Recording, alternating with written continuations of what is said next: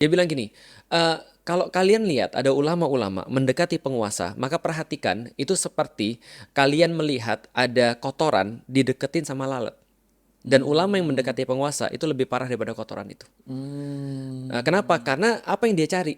Apa yang dia cari sama ulama? Sorry, apa yang dia cari pada penguasa? Pemerintah, heeh, Dia cari penguasa. pada penguasa apa? Ilmu. Nggak mungkin, karena ilmu penguasa nggak sebaik dia gitu kan ya. Betul, Berarti betul. kalau seandainya dia cari pada penguasa, pasti ada sesuatu yang dia mau. Yaitu adalah apa? Yang penguasa punya. Dunia dong.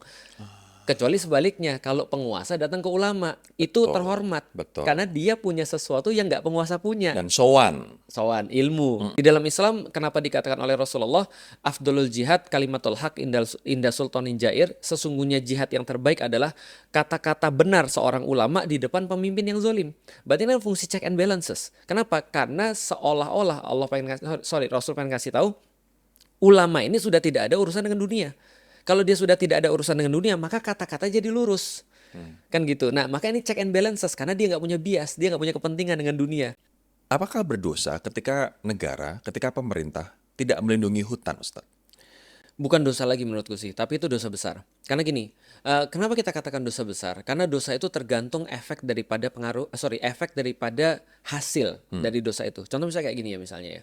Kalau misalnya kita berbicara tentang pembunuhan, itu satu orang yang mati. Iya. Tapi kalau kita bicara tentang misalnya ya, pengerusakan hutan, itu bukan satu orang yang mati loh. Dan bukan hari itu.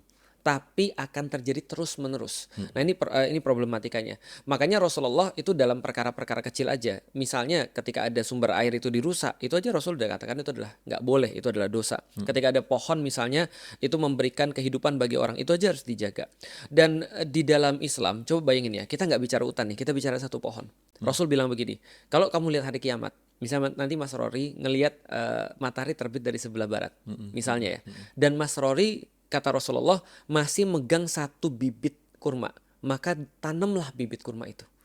Itu belum terlambat. Kenapa? Karena itu akan memberikan efek yang sama seperti orang menanam pohon di sebelum hari kiamat. Hmm. Karena yang penting niatnya dan penjagaannya. Dan Rasul bilang begini, siapapun yang nanam tanaman, orang muslim, dan dia menjaga tanaman itu, apalagi tanamannya berbuah, maka apapun yang dilakukan oleh tanaman itu, buahnya ketika dinikmati oleh binatang, dia dapat pahala. Ketika daunnya dimakan oleh orang, dia dapat pahala. Ketika dipakai untuk jadi naungan, dia dapat pahala. Jadi pohon itu sudah jadi kayak sedekah jariah.